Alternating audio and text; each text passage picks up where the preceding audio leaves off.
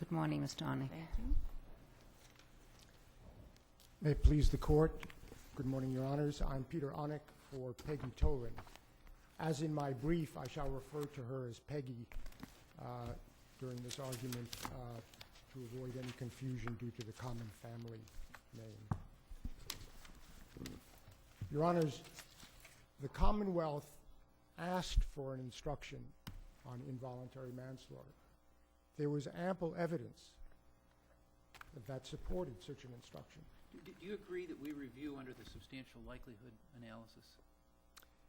Yes, Your Honor, because counsel, well, you know, that's an interesting question because the law is that regardless of who asks for the instruction under Woodward, the judge must give the instruction if there is evidence to support it. But in Woodward, it was the district attorney who asked for it, and I think Woodward was the DA's appeal too, wasn't it? I couldn't Well, tell you that. the district attorney certainly appealed, but I don't think they appealed on that point. I don't think they did. I don't think they could. I But think they appealed on the basis of the reduction. In any event, the law is that if either party asks for the instruction and if there is evidence to support the view that the event was involuntary manslaughter and not murder, then the judge must give the instruction. The Martinez case, which I cite in my brief, says that was a conviction of first and second degree murder, involuntary manslaughter instruction requested, not given, reversal. Even though reversal even of the first degree murder convictions, incidentally, Your Honor, a point that my sister raises in her brief. That is to say, does it matter where the conviction was a first degree murder that the involuntary manslaughter instruction was not given? The answer is yes, of course. My sister also cites the Chase case, the 2001 Commonwealth versus Chase. Why does it matter if by virtue of the first degree murder verdict the jury has found the intent to kill? Because manslaughter has been taken off the table altogether, Your Honor. If the involuntary manslaughter instruction had been given, that might have tilted the jury's view of the matter entirely. It would have added a whole new aspect. Without manslaughter on the table, the jurors are thinking only murder. Well, what degree of murder will it be? Well, they could have chosen murder in the second degree. Yes, they could have. But, Well, that's in essence the issue that Woodward wrestled with, correct? I mean, in a very different context, but if you don't give the instruction, you're pushing towards either a conviction of murder one or an acquittal. exactly. And Your that's not appropriate. Exactly. In a sense, any time, in any case, a necessary instruction is not given, the judge is pushing the jury to view things in a certain way. Presumably, that is why the district attorney requested it Yes, in of this course. case. Of And we course. have said that if requested and if the evidence supports it, you have to give it. Absolutely. And you said that most recently in Chase, 2001. There was a case, and based on Woodward and even prior precedents to Woodward, you ruled, and your language is stark, the judge should have given the involuntary manslaughter instruction. Yeah. Assuming, so what do we look to? It's not automatic, I take it, that there's a new trial. We still look to Yes, see that's right. other things. That's right, Your Honor. And in Chase, of course, you did not reverse, Yeah. because there you ruled that there was not a substantial likelihood of a miscarriage of justice, because, and there were factual characteristics of that case which are totally distant from this one. Most particularly that an instruction similar to involuntary manslaughter was given in that case, a vehicular homicide. So in essence, the jury had that virtually identical choice before them and rejected it. So there was very little risk there of a miscarriage. Here, Ms. Tolan? In other words, your argument, Mr. Arnick, is that we're not looking at the facts. We're looking at what the jury, whether the range of options that the jury could Yes. have considered. And for which there was evidence. Yes, but in that respect, that is the way that you distinguish Chase. There wasn't an involuntary manslaughter, but there was something that was close or functional. Exactly. There was vehicular homicide, which you characterize as virtually identical, almost the same kind of. Yeah. So they had that choice and rejected it. So it's very unlikely that had they been given the involuntary manslaughter choice, they would have selected it. Well, that's what I'm saying. So we're not looking, as we often do in a substantial likelihood, we look at everything, the facts. You know, there may be a challenge to a jury instruction, there may be a piece of evidence that was admitted, but we're sort of looking at the facts. You're saying this is somewhat different because it's what the jury was told, and we say repeatedly the jury listened to instructions, and in fact we've got good evidence that they do. And if they don't have anything like that option, they're being driven in one direction or acquittal. Of course. If the judge only gives them certain options, of course they will focus on those options. Now, one of the criteria that we also look at is whether or not the case against the defendant was overwhelming. Do you agree? Certainly, that is I mean, always that's one of the something things that at least they said in Chase. Yes, of course. Of course, you always look at that. Now, in this case, there was no doubt that the defendant had, well, the defendant shot the victim in this case. That's right. There's no doubt. It's on her the question was her it's state on of the mind. 911 tape. But The first words out of it, she said, "I just shot my husband." But she had said originally that she was going to deliver the check and then turned around and came back because she had some concerns about her father, who was ill and I guess living in the same house. And then she gave a subsequent statement in which she told police that no, that wasn't true, that she held the envelope up to the light. Her husband had told her not to look at the check. She held it up to the light and saw there were torn pieces of paper inside the envelope. So she came back. Is that an overwhelming case? Is that overwhelming evidence of motive and evidence of premeditation? Absolutely not, Your Honor. Why not? It is not because, among other things, that was a coerced statement. And, of course, three of my issues have to do... I'm sorry, just say that again. I didn't follow. Coerced. Coerced. Coerced. Okay. There were several admissions that she made. I don't want to take you away from that, but because I know you have that issue, but just is that evidence alone, if it is admissible, if it survives the voluntariness question, why doesn't that help to make this an overwhelming case? What does it mean? What does it mean that for some period of time she said one thing and then said another thing? It may be that the thing she said first was the truth. We don't actually know what the truth is. What it means that first she said one thing and then she said another is very meaningful, I would suggest, to a jury in terms of overwhelming evidence, because the fact that she said different things is overwhelming because it proves that the jury would tend to take it as proving that she's not credible. Right. Well, the jury might say it's involuntary manslaughter, but she feels terrible. She doesn't know about involuntary manslaughter versus murder. She's killed somebody, and she's trying to explain what she did, and she's worried that she's going to be held liable. She doesn't know about involuntary manslaughter. Right. She is, but, Your Honor, it is critical to think of this in terms of the context in which this statement that there was no check came out. We know that she was badgered. It is part of the record that she was badgered to make another statement that we know was not true. We don't know that this statement about the check is true, in fact. She was badgered by the officers into admitting that she had made a phone call to the real estate speculator, the foreclosure speculator, at 9:36 after she had shot her husband. Well, she said she told the police that the police said, "Where's the check?" And she said it's over there. So they couldn't find the check. Did they ever find the check? No, they never found the check. And eventually she said, under tremendous pressure, this is after many, many hours. This interrogation was 11 hours. It's all taped. It's there on the tape. And just to finish my prior thought, Your Honor, just simply to say we know that she was susceptible to badgering into saying something that was false, because she admitted something that we know was false, that everyone agrees now was false, that she didn't make a call to the speculator, Caton, after she had shot her husband, an incredibly cynical, terrible thing to do. she was badgered into admitting that and apologizes to the police for not having remembered that and told them about it earlier. And we now know that that call on the phone records was actually the speculator leaving her a message on her phone, on her messages.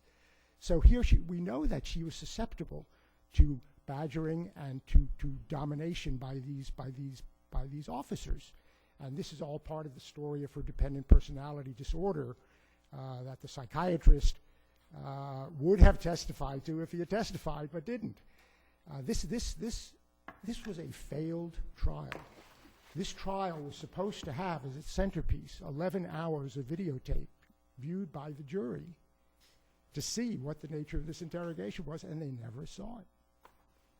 In the middle of the third day, the judge says, "No, we're not going to continue with this. The jurors are having trouble understanding that the tape was botched, the speed was off, and the jury never heard." The tape was or is? Is. You have it, Your Honors, in two different No, I forms. understand. And is it permanently botched? Yes. The FBI was asked and tried to fix it electronically. The state authorities tried it. It is irreparably So botched. why should the jury have to listen to a botched tape? No, they couldn't.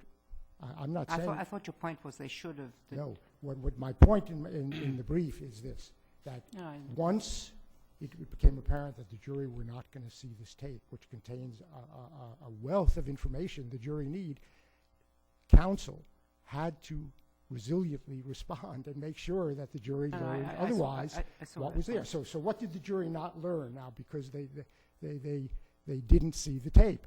They didn't learn about the implied promises of leniency by the police. Peggy, do yourself a favor. Help yourself. Tell us the truth. It would be good for you to tell us the truth. Was there any transcript made of the tape? Yes, you have a transcript. You expanded. All right, so did the jury have the transcript of No. the tape? Why not? The jury, they did not have it. I thought the jury were informed somehow as to the nature of some of the representations Some. the police made. What the judge said was no tape. So the jurors didn't see the 11-hour tape. Well, did either side move to admit the transcript? No. Okay, so that was I don't know if the we assume transcript... it was a strategic decision by both sides. If they don't move to admit, there's all sorts of evidence that might come in, but if no one puts it in, I don't know if the doesn't come in. transcript existed at that time, Your Honor. Mr. Honig, I'm very confused. I thought the jury did see segments of the tape, Just a very few. as chosen by counsel. That's right. That's Okay. right. And the police testified, right, to what occurred during this interview, right? To some, yes, but not to all. They don't. But they were there on the stand, and the defense could have asked, did Exactly. you do this, did So- you do that? So one of my issues, Your Honor, is that defense counsel, was ineffective for not ensuring that the jury heard by this other method the implied promises of leniency once he realized that they weren't going to see these things on the tape. That's my argument number 2. Could you clarify for me the implied promises? If I understand it, the police said words to the effect of, tell the truth, you'll feel better. You can do, here they are. You can do yourself a lot of good if you tell us the truth. You've got to tell us the truth. We'll help you because that's why we're here, to help you to find the truth. Now it's time to help yourself out. Tell us what happened. You need to help yourself by telling the truth. What were the promises that the police were making? Well, that's the problem, Your Honor, and that's the dispute. Was this enough for Peggy Tolan to think that she would get a better outcome from what was going on? Outcome is the suggestion Yes. Now, from now, what you just read us. well, there are cases where the police say, "Look, tell us what really happened. That'll be a good defense for you." That's Meehan. Okay, that's reversal because the police baldly promise that it'll go better for her at trial in some way if she tells the truth. The police don't quite do that, but I argue in this case. But I argue that an ordinary citizen under these circumstances, who hears the words, "Help yourself out now. Tell us what happened. You can do yourself a lot of good right now. Tell us what happened." Those. On Law and Order every time. Well, exactly. But wouldn't an ordinary citizen think that she was being promised that something's going to go better for her? Why in the world would the police say, "Help yourself out. Tell us now what happened"? What could that possibly mean to an ordinary citizen? But here's my point. Let's assume arguendo that you don't reverse on the basis that these statements should have been suppressed outright. That's my argument number one. Assume arguendo, just put that aside for a moment. My second argument is that at the very least, the jury needed to hear these things in order to fulfill their responsibility under the humane practice rule. They needed independently to decide whether her admissions were voluntary. But they didn't hear these things. So they are deprived of critical information. Now, you may rule. Yeah, but D. John Baptista takes care of that, because if in fact there never had been a tape, the instruction would allow them to consider the fact that there was no tape. But I'm saying that counsel was ineffective. There is a tape. Counsel could have ensured, in the absence of the showing of the tape, that at least the critical portions of it were presented otherwise to the jury. Officer, did you say to her, it'll do you good to tell us the truth now, or help yourself out? Tell us the truth. Counsel. None of that came in. The jury heard none of these? The jury don't know that any of this happened, Your Honor. That is why this is a failed trial. The jury know nothing about that. How could they do that? How could they fulfill the humane practice if they didn't hear this? Now, you may or may not disagree. Were the officers asked on cross-examination? No. The jury do not know.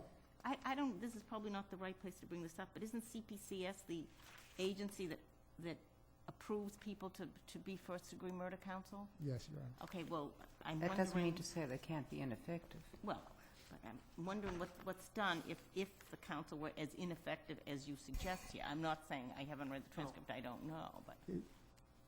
I'm sorry, Your Honor. Are you suggesting a conflict because I'm CPCS? No, I'm just Mr. O'Boy, wondering about an Mr. administrative O'Boy problem. he's bar advocate. He's Yes. paid by CPCS, but not one of us. So, but here's the thing. So that's the ineffectiveness claim, that at least in the absence of the tape, make sure the jurors hear those things, because they may not agree with the judge that those statements by the officers are okay. The judge said, well, I find that those, Judge Kane, the motion judge, said he didn't find those sufficiently objectionable to suppress. Okay, but the jury have a second go at this. The jury have the humane practice. They can decide they don't like those statements and that they're going to disregard Peggy Tolan's admissions, which were so damaging. Of course that was damaging. The prosecutor made much of the business of the check in the closing argument. The judge, in denying the motion for new trial, said that a reasonable attorney would have chosen to exclude the arguments about the impermissible promises of leniency because he was trying to support his accident theory of the case. Your Honor, a reasonable attorney would have tried to suppress involuntary statements. Well, and he did. I mean, there was apparently a very extensive suppression hearing with experts on both sides, and it proved to be unsuccessful. So maybe the lawyer said, well, fine, it didn't impress the judge. Maybe at the end of the day, it's not going to impress the jury either, so I'm going to shift my gears a little bit. The fact is we have an affidavit from Mr. O'Boy, Your Honor, saying that it just slipped through the cracks. He just didn't do it. He says he had no tactical reason not to get those before the jury. That's what he says. Now, he also says, and if I may move on to the, just one more facet of that, and then I want to talk about the sexual paraphernalia and so forth for a moment. The other aspect of the statements, the third argument of my arguments that deal with her admissions, is that the judge said, no, you can't have the psychiatrist testify about the police minimization techniques. And Mr. O'Boy backed down And he did not even put on the psychiatrist to tell the jury that Peggy Tolan had 3 mental illnesses. But apparently well, I don't know, and I haven't seen the transcript, but apparently the psychiatrist didn't do very well at the motion to suppress, got perhaps hammered on cross-examination. I don't know. There's Your a Honor. judgment call about whether you want to put someone on who's going to No, be Your Honor, terrible. just because we lose a suppression motion doesn't mean that the jury, who have to do the humane practice... That's not my shouldn't- point. My point is the lawyer can make a judgment about how bad a witness has been, might be, he's been cross-examined, doesn't go well, can make all kinds of judgments about that. That's what they pay you the big bucks for. Your Honor, up until the last minute, Mr. O'Boy Right. was saying that he intended... He was holding it in balance. Should I? Obviously, he was struggling with it. Is this going to add to my case or subtract? Isn't that a classic tactical decision that lawyers have to make? I'll disagree with that. Let me just say a few words because my time is running Just out. let me follow up continue on with that point. The Commonwealth, I believe, presented their evidence, their expert at the motion to suppress. He was a pretty good witness. Yes. And he testified that, the defendant in this case sort of held her own with the police and kept on denying that certain things had occurred, and then as they confronted her with the ridiculousness of the position she was taking, or the implausibility of it, I should say, she would open up a little bit and start to concede certain points. In this guy, I thought that her psychiatrist, or that the Commonwealth psychiatrist, was making the point that no, she was not a wallflower. She was a very clever person, and this is one. If the defense psychiatrist took the stand, this other psychiatrist was going to take the stand, and there was a very good tactical reason for not going down that path. Your Honor, I disagree, of course, but Yeah, okay. I'm going to move on because the light is flashing, and I must address one last issue, please, if I may. Tell me what it is, and you can It's the sexual practices, Your Honor. It's in the brief. It's in the brief, yes. It's fully... So you don't need to address Okay, it. okay. So then if there are any other questions... Thank you, Mr. Onik. okay. Thank you. Thank you, Your Honor. Stern?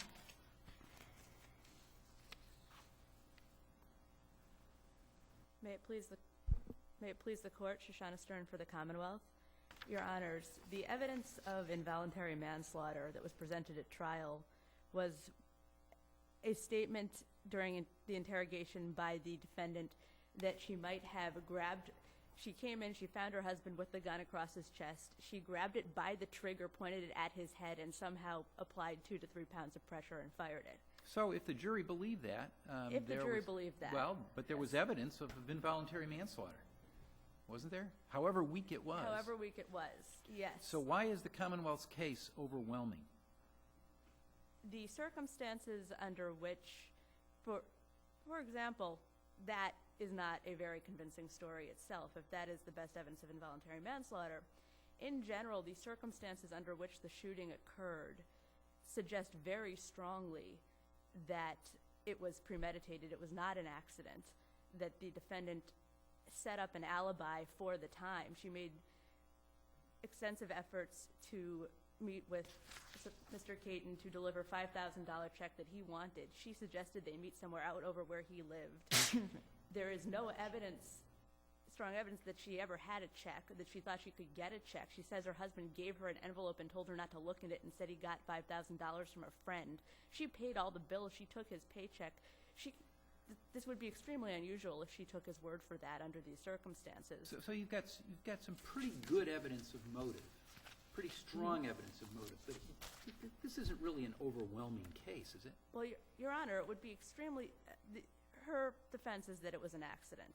She, that morning, made plans to be somewhere to fulfill an errand she could not logically have fulfilled. She called to say she was almost there when, in fact, she was in her driveway, and she said that. Then she goes in. She supposedly accidentally shoots her husband. She then, somehow, the gun gets in his hand after she, in almost every account, says she dropped it on the bed, trying to take it away from him. She can't explain how it was pointed at him. She can't explain why she pulled the trigger. She can't explain...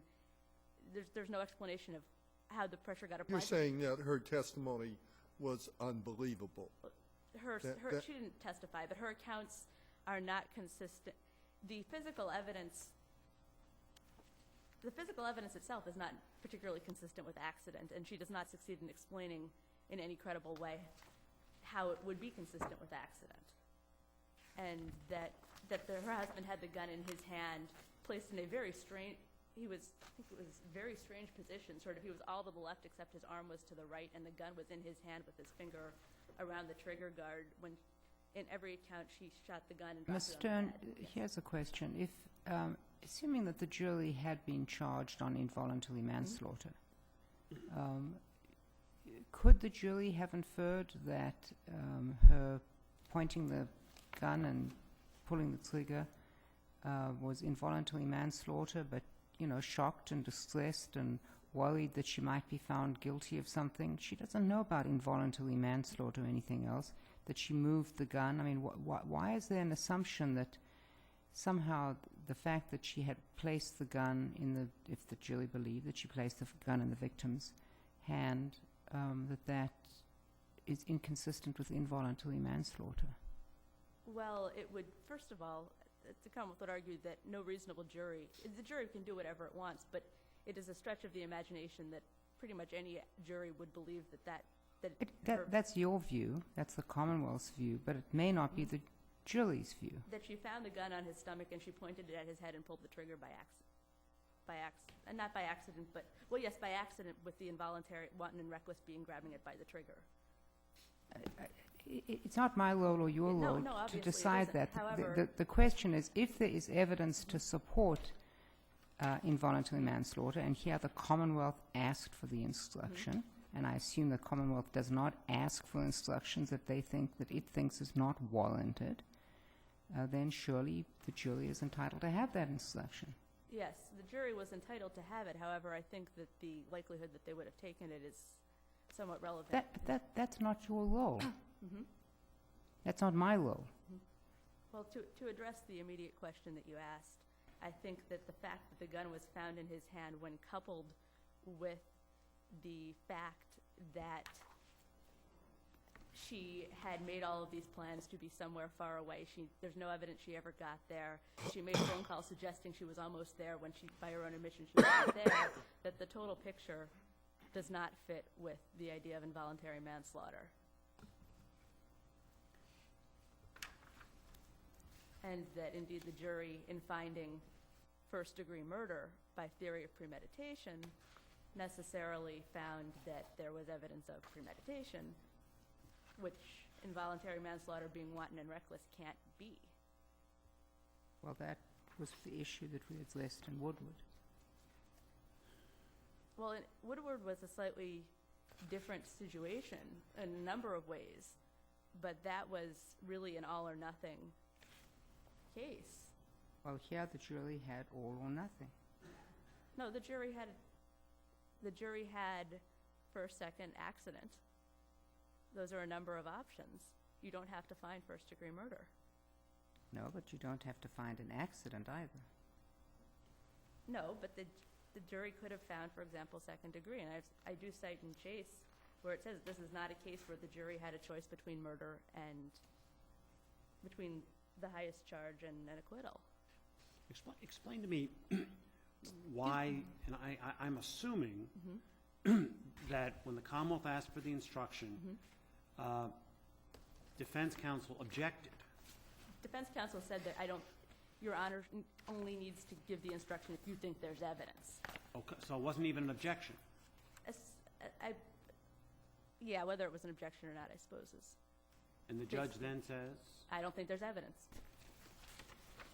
So it was not projected as a So it wasn't that the defense counsel was saying, no, No, it my was not client does presented as not a want strategic this. decision. Okay. No, Your Honor.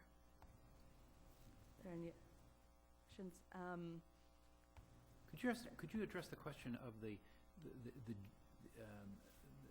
absence of any evidence of police representations of leniency, or that it would be good for the defendant to give her story? Well, the Commonwealth's position is that those were not impermissible promises of leniency. But did the jury ever hear it? The jury did not hear it.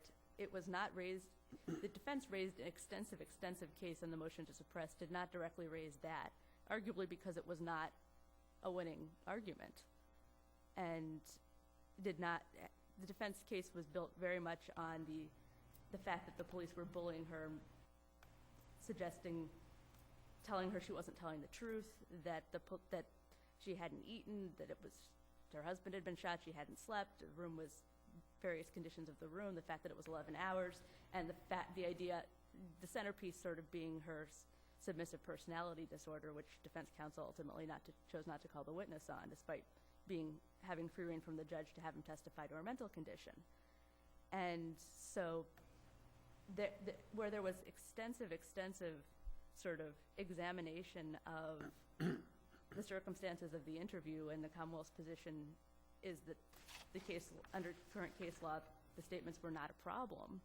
It was reasonable that defense counsel didn't bring that up. So is there a strategic reason for not bringing it up? I mean, are they trying to emphasize the fact that they were bullies? Yeah. If they had brought out the fact that it might do well, is that exposing a soft side of the police? Or? It's important to note that nothing she said was, she did not make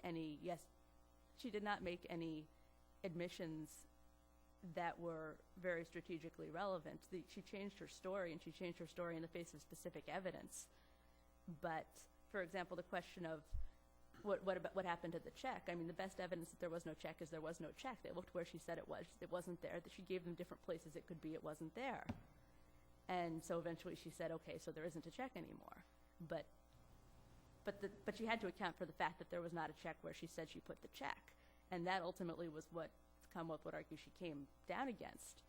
And under those circumstances, it was not, where she didn't give any sort of smoking gun admissions, it would not be to the defense's benefit, and a reasonable attorney could easily have decided that you don't want to start arguing that the defendant made incriminating statements because she was bullied, when you can say that, in fact, instead he argued she stuck to her story. She never let up on the idea that it was an accident, 11 hours, and she said it was an accident. And if you can say that is, it would be reasonable to decide that was the better strategy, and that you do not want to, at a motion to suppress, you might very well want to argue that the statements were true, that she was bullied into saying something compromising, but you don't want to make that argument in front of the jury that, okay, well, she said that, but it wasn't voluntary, if you don't have to. Because the jury may very well, the jury has the discretion to decide to itself that, well, she said that. And you don't know what they're going to do with the information. Well, there was no question that she said it. What? And she wasn't claiming that she didn't make the statements. Oh, yes, but I mean, So the jury knows she made the statements. yes, or they know that there was testimony that she made the statements. Well, the defendant doesn't claim that the statements are false. No. Right. Well, he doesn't necessarily claim that, he claims that they may be, I don't know that he claims that they're true. Well, he's not claiming that they're substantively true, but I mean, Yes. you But kept she made saying them, that, yes, Your Honor. then you don't want to have a tactic that Yes. suggests that she made the statements, but she made the statements. I'm sorry, Your Honor, I'm afraid I don't thought you had understand. just said it was tactical Mm-hmm. because, and not ineffective, because she wouldn't have wanted the jury to think she hadn't, to focus on the fact that she made the statements. But the issue wasn't that she made the statement. Did I misunderstand your arguing? It may very well have been me, Your Honor, but what I intended to say was that you would, given that the statements were not significantly inculpatory, you would not want to be implying that she was saying things because, for example, if she'd been promises of leniency, one conclusion would be, okay, she decided to make inculpatory statements because she was promised things. No, a conclusion, as I think was Mr. On, at least I took Mr. Onick's point, is inconsistencies in her testimony can be explained for reasons other than she was clear she wasn't being badgered, it wasn't going on for a very long period of time. I mean, didn't the Commonwealth throw out inconsistencies in her statement?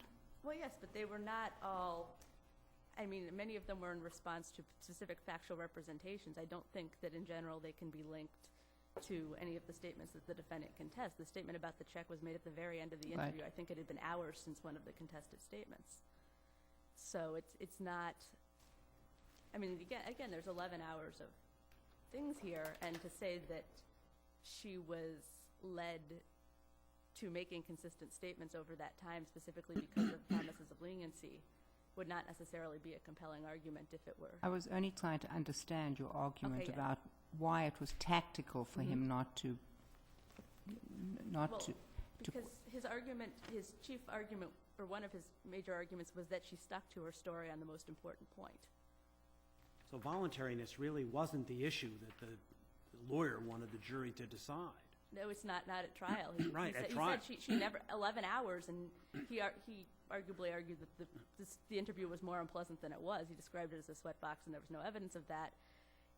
11 hours, she stuck to her story, and so you don't necessarily want to be reminding them that she can be persuaded into, I mean, it's not, Yeah, But as a it's different. tactical It's different decision- than if she had confessed, and Yeah. you're trying to argue that that confession was false or was pressured and wasn't. and it was entirely arguable, it was entirely likely or reasonable from what occurred that she changed her story because she was presented with specific facts that did not fit her story that were indisputable, and the fact that one of those facts turned out not to be true does not mean that, I mean, again, with the check, there was no check. When the trooper said the guns don't fire themselves, they don't.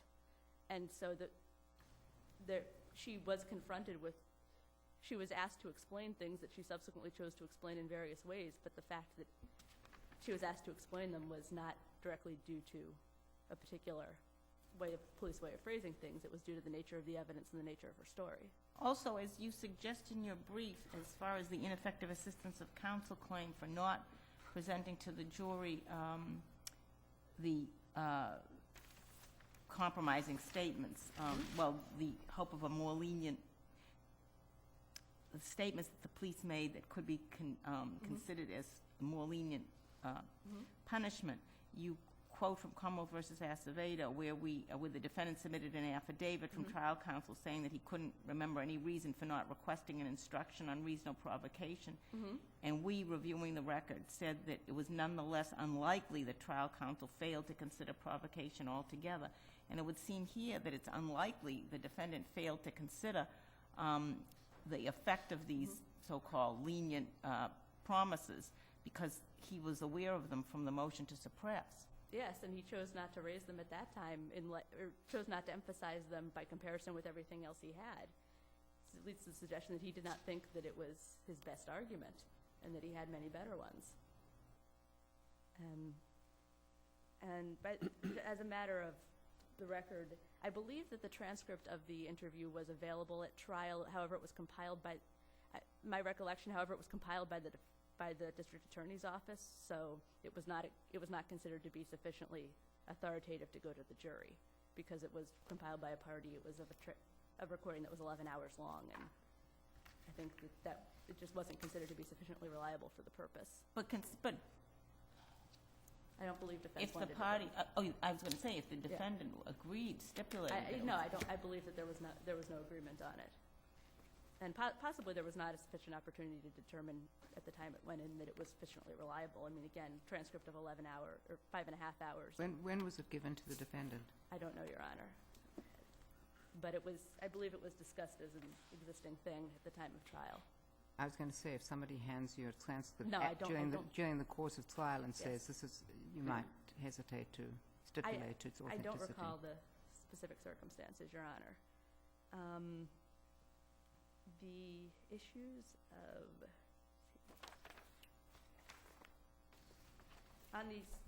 as I mentioned before, on the subject of Dr. Ablow's testimony at trial, the defense attorney's decision not to call him, he was contemplating not calling him before the judge ruled on excluding any of his testimony. He continued to contemplate it. The judge said that he would allow testimony on the defendant's mental state, which was the bulk of Dr. Ablow's testimony, was essentially testified at the motion to suppress that there were, due to the defendant's mental state, a police interrogation was coercive, essentially, period. He would not articulate any way in which it could have been made non-coercive, so the defendant could have gotten the overwhelming majority of the import of his testimony in front of the jury simply by having him testify to that. Ultimately, he did not. The motion judge at the motion to suppress found that his testimony was basically contradicted by the record in many substantive ways. It would have been a reasonable decision not to call him. If there are no further questions, the Commonwealth Thank you, rests. Mr. We'll take a short break.